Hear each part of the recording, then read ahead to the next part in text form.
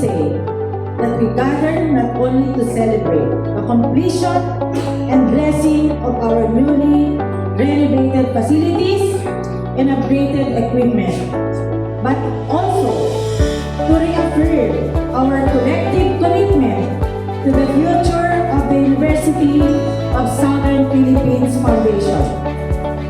The facilities that have just been blessed are more than physical structures. They represent our continuing investment in educational excellence, innovation, and student success. They are tangible manifestations of our belief that our learners deserve learning spaces that inspire creativity, foster collaboration, and prepare them to meet the challenges of a rapidly changing world.